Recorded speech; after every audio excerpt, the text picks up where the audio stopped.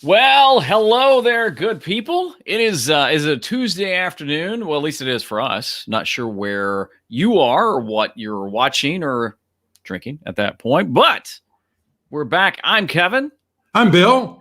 And we are the two guys talking about. We're so glad you are with us. Of course, we are live on Facebook and YouTube. And as always, drop in anytime during the show and say, hey, you can leave a comment below or something like that. Today, Bill, one of our favorite topics. Well, are we saying restaurants or are we saying food? Well, I mean, they go hand in hand. Well, not all food is in restaurants.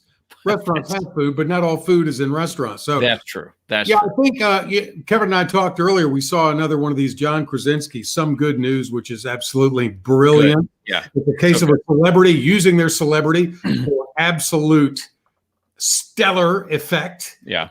And it will make you cry and make you laugh, and we're nowhere near as good as this guy or how he's put it together. But wait a minute. We were talking about restaurants and how big the restaurant industry is. We don't stop and think about it. What was he saying? It's like the second biggest employer in the nation is the restaurant industry. Yes. Which I had not even thought about that, and we'll get into that a little bit. But yeah, it is the second largest in the country. Very, very humbling, I guess. Yeah.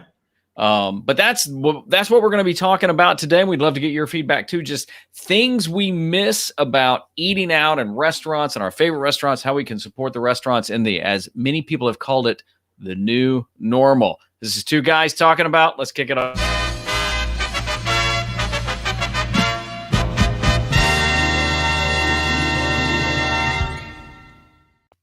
And I gotta, I imagine that guy is fighting mad because he can't get to a restaurant. He is one happy fella. He actually looked like a happy guy. And again, if you're watching this live, we welcome you. I'm Kevin, and he's Bill. I'm Bill. And or if you're watching this on replay, you can leave a message or a comment at any point. So when I said new normal, you rolled your eyes. That's just one of those phrases that everybody is saying now. New normal, flatten the curve, and pivot. Okay. Now I'm using these three things numerous times every day. So I would like to say, for the record, that we're not going to get into what I do for a living, but it has to do with video and helping people with video. But I had already been pivoting my business earlier in the year, probably at the end of 2019. I had to think what year it was, into the first year, before all of this stuff happened. So just for the record, I was using the word pivoting. Well, you were pre-pivoting. I was a pre-pivoter. You were a pre-pivoter. I was a pre-pivoter. But yeah, it's funny when you rolled your eyes about the new normal. I got to admit, I don't know how I feel about that phrase yet. There's a part of me that feels like it's a concession, but then there's also, I realize things aren't what they used to be and may not be for some things. Time will tell, man. Time will tell. I think we tend to fall back into our old behavior. We'll see how long it lasts. I do like the 6 foot distancing when you're out in public. We should have that all the time. Well, when you're at a checkout line and somebody, just like creeping up on you while you're punching in your PIN or something, it's like, back off.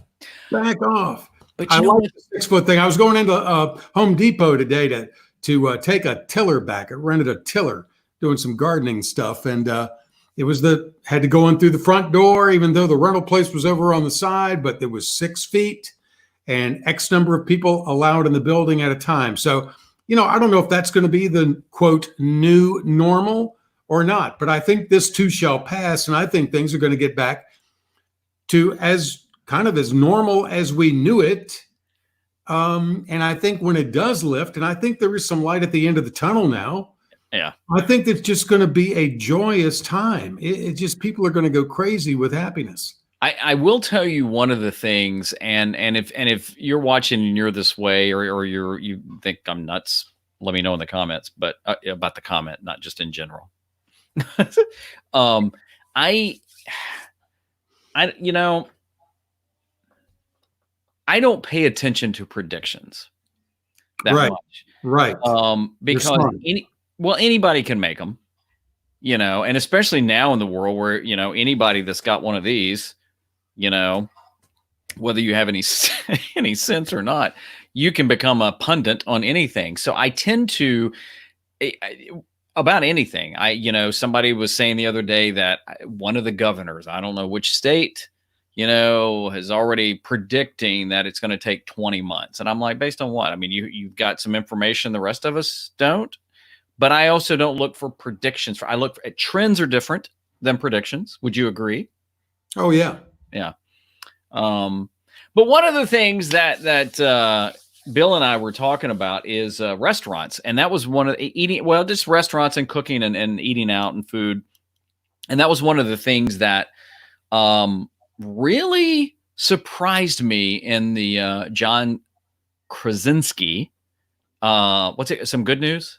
Some good news, yeah. And what I'll do is I'll link to that down in the comments when the show's over, to the episode that we were talking about that kind of sparked this. It is so good. And it was the whole episode was about food and eating out. Mm-hmm. But yeah, he made the comment, was it John or was it Guy Fieri? One of them, that it is the second largest industry in the United States. I had no idea. None. And, a lot of the restaurants are still operating for curbside and takeout, but that's not helping the service staff. That's not helping the waiters and waitresses. And these people are not making any money right now. Yeah. Yeah. And a lot of restaurants are giving things away. I mean, we've gotten some free stuff from Chick-fil-A. I heard Wendy's is doing some free stuff the other day.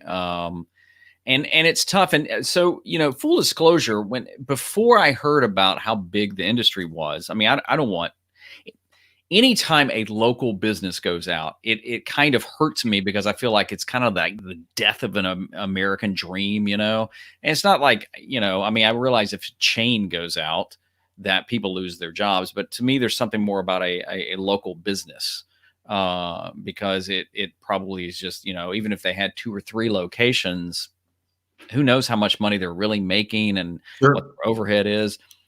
But I was like, well, but you see the commercials about we got to support restaurants and support restaurants and support restaurants. And I'm like, yeah, but what about other local businesses? And then I saw how much that business is. And I started thinking about the ripple effect, even on, the food supply chain to the restaurants that would be impacted. And it's huge. Yeah. Giant. So one of the things we wanted to talk about is just our love for local restaurants, some of our favorite restaurants. Feel free to drop in your favorite restaurant in the comments. And it doesn't really matter where you're watching from. In fact, if you want to shout them out and say, hey, I love Pepe's Pizza in Peoria. See what I did there? PPP. Drop the link to it. I think now's the time where we're not worried about giving somebody free advertising. I mean, it's more about shining the light on it. In fact, I personally, on purpose, wore my T-shirt from Sola Coffee House, which is in North Raleigh. I'm a huge coffee drinker, so I'll give equal love to Cup of Joe's. Cup of Joe's. Cup of Joe's is probably my favorite coffee shop in the world. And Bill, I'm a big world traveler. That you are. And I love coffee and I love coffee shops. And Sola, I know, they're still doing curbside and Cup of Joe's is, and there's other ones that I love here too. But it's like, why not? Why not? So Bill, when we get to the point we can go out and eat again, where's the first place you want to go eat? Well, I was talking to my wife about that. It's like, where do you want to go? And main thing is, as is the case, oftentimes and normally, it's not necessarily where I'm going, but it's who we're going with. It's about the company we've got. So I'm going to be I'm not really a big hugger, but I'm going to be hugging a lot of people when we can. I'm just warning you. I'm going to be hugging a lot of people because I miss my friends. I miss my friends and I miss my family. I've been around my daughter, our daughter, and grandkids, and I can't hug them. And it's tough, man. It's tough. So when we go out to venues to eat, we go out to restaurants, but it's mainly about the company. And we like the food, but it isn't about the food as much as it is the people. But when we do meet our friends, I've got several. My first thought was Lucky 32 in Cary, North Carolina. I've never had a bad meal there. They used to have a location, I think, in Greensboro. Never went to that one, but it's the only one that I know of. Lucky 32, always great stuff. It's like a modern Southern kitchen. Never been there. Southern stuff. You've never eaten there? We'll meet there as soon as we can. Brio Tuscan Grill in Crabtree Valley Mall. Every time I've had great meals there.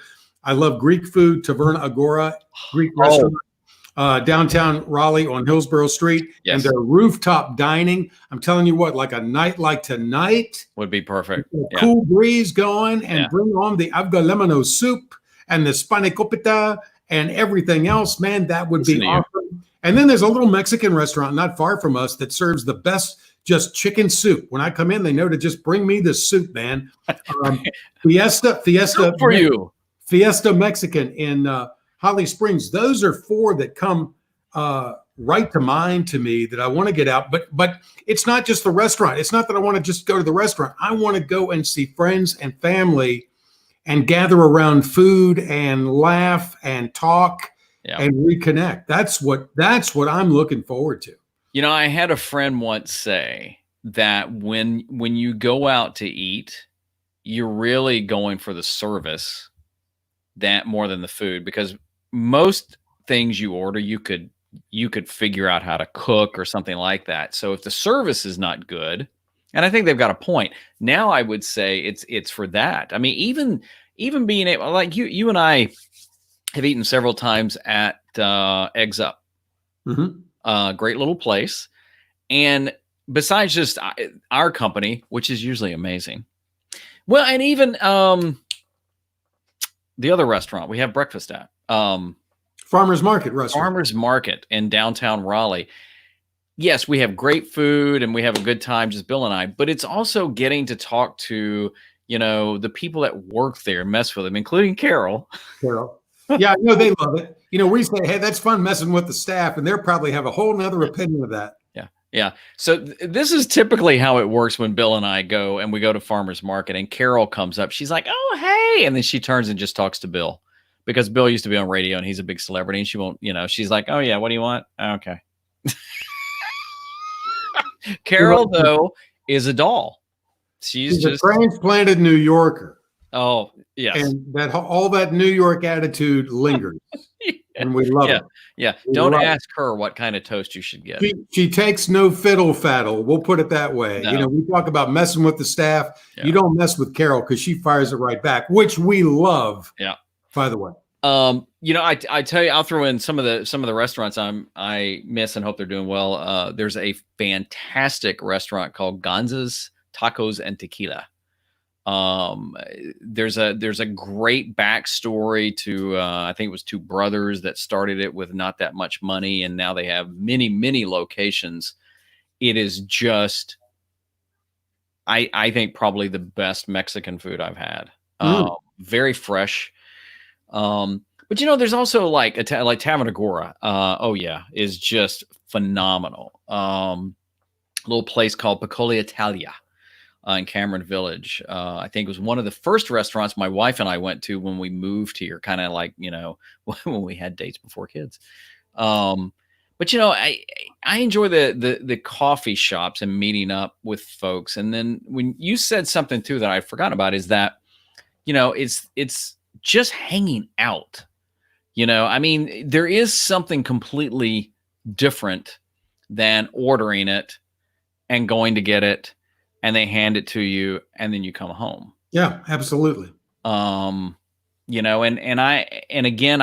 what I think we would encourage everyone out there. And look, I get it that, probably everyone is watching money and money may be tighter than it may have been and may be tight for quite a while.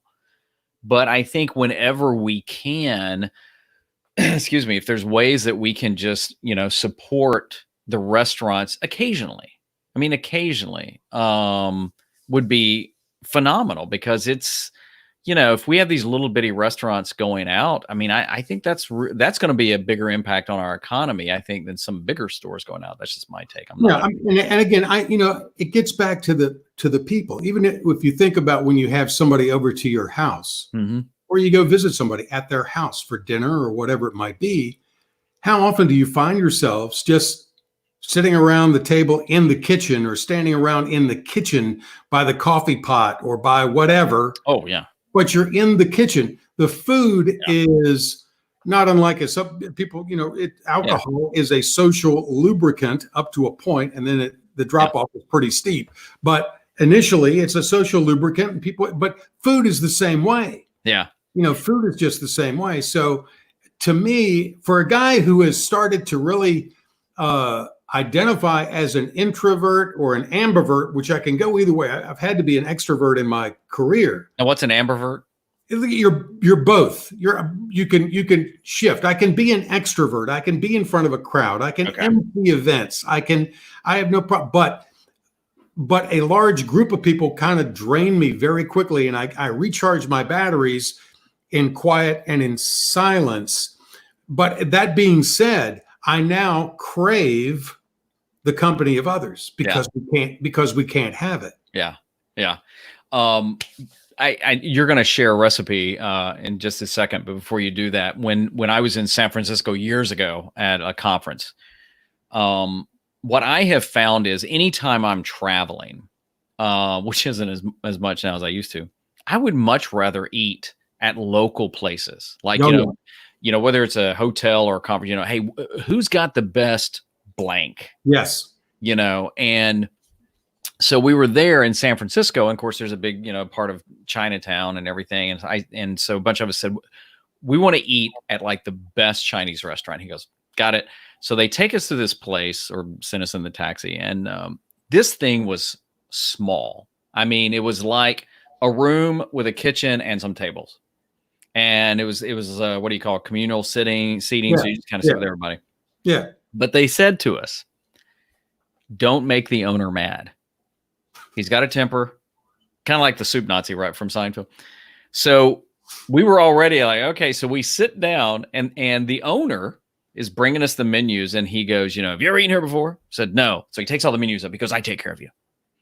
So we thought whatever he serves us, well, then he was telling us, and we don't even know what he brought us. I mean, he would bring us the big platters, and it was the absolute, to this date, best Chinese food I've ever had. And, and he turned out to be delightful, and it was so good. Here's a tip. And in fact, I just posted this on social media the other day. A guy named Jerry Del Caliano, who I follow, posted this, and that's about giving up control. When we go to the restaurant, and some people are like this, my wife's like this, we've got friends like that, and they will, for 2 hours, they'll look at the menu, trying to pick out just the right thing. Well, it's not like we're never coming back. But what if we ever start, just ask the service person, the waiter or the waitress, what do you recommend? Yeah. What is this restaurant's most popular dish? And try it. Yeah. Now, I do have a rule for that, though. A little food adventure. Yeah. And I'll do that. I'll ask, hey, what do you recommend? And if they say to me, though, oh, everything is great, then I immediately don't believe them. Right. But what I do love is when I've had them go, either I've never had that, or I had one waiter just go, yeah, I had the burger once and it just wasn't very good, but I would, well, okay. And they're not even sometimes pointing me to the most expensive thing. Yeah, I mean, I get in a rut. I get the Lucky 32 that I mentioned earlier. When I go in, the odds are 95% that I'm going to get the jambalaya because it's the best jambalaya I've ever had in my life. There have been some that have been close, but it's consistently good. But it's just an idea. Just roll the dice and have a little adventure when you go out and about. And I'm excited about doing that. I truly am excited about the prospect of going out and meeting friends or family at a restaurant. I cannot wait. Well, speaking of, there's a restaurant over off Western Boulevard in Raleigh called Clues. And to me, it is the best Philly cheesesteak I've ever had in my life. In Mission Valley. In right? Mission Valley, yes. I've never been to Philly, but it is so good. And the owner and his son now, they're the ones in there working. So there's something also about being at a place where the people owning it are the ones there. Right. They're definitely vested in it. You know, something else, everybody loves Italian food. 2 Italian restaurants, Emilio's on Western Boulevard. Yes. And especially if you're a Wolfpack fan, it's just full of NC State stuff. Yep. And the other, just Casa Carbone, very simple. Food is excellent. Nice ambiance. And that's not too far. That's just up the road from Crabtree down Glenwood Avenue. So, I mean, I can sit there and probably keep ticking them off. But also here in Fuquay Varina, where I live, about 14 miles south of Raleigh, there's restaurants around here that we just every now and then we'll go, oh man, we never think about them. Yeah. We never think, you know, we got to go there. We got to try that out. So hopefully we will. I might have to take out another, mortgage on the house to pay for these restaurant trips, but I'm telling you, I'm pretty jazzed about it. So you've got a recipe as we're wrapping up here. You've got a recipe you want to share. Yeah. I mean, if you're you're going out to the grocery stores. I went in there the other day in a Food Lion nearby and still no toilet paper.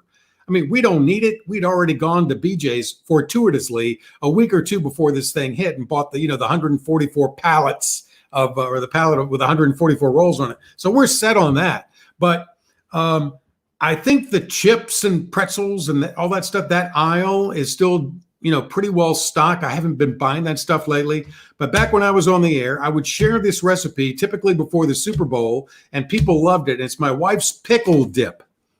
So you need to start with a good sturdy potato chip like Ruffles or something. Just gotta be thick. It's got to be something. Yeah, it's got to be some sturdy potato chip. And here's the recipe, and you can thank me later. 1 block of cream cheese, that's softened cream cheese, a small container of sour cream, a small jar of pickle relish. Now that can be sweet pickle relish or dill. I prefer dill. It can be either one, whichever one you want. And you can fool around with that as you experiment, but it's not going to be a bad experiment, believe me. But you may find you want more cream cheese or more, sour cream to it. It's a simple matter of that. 1 block of softened cream cheese, 1 small container of sour cream, 1 small jar of pickle relish. You blend it up and then you dip it with some sturdy chips. And I'm telling you, you will thank me later. So if you've got that, we can drop that down in the comments too. Yeah, right. We can put that in there. And, if you're one of the ones who seem to be very proud of working on your quarantine 15, kind of like your freshman 15. There you go. Yeah. Gaining weight. I'm trying to shun this kind of stuff because it's too good. And I don't have that kind of willpower once I start. But if you're not, if you're not worried about it and you're just kind of, going for it, then this is some good stuff, but you will not stop. It is addictive. I'm telling you. That's true. That is true. Hey, look, that's one of the things that we're looking forward to. And we'd love to hear from you. What is a favorite restaurant? What is a favorite place you'd like to go to? And we'll drop the links to the 2 things that we mentioned in there. But I tell you, now I'm hungry. I'm always hungry, Kevin. Dang it. All right. Well, listen, we appreciate you being here. Until next time, I'm Kevin. I'm Bill. There's 2 guys talking about it. Take care.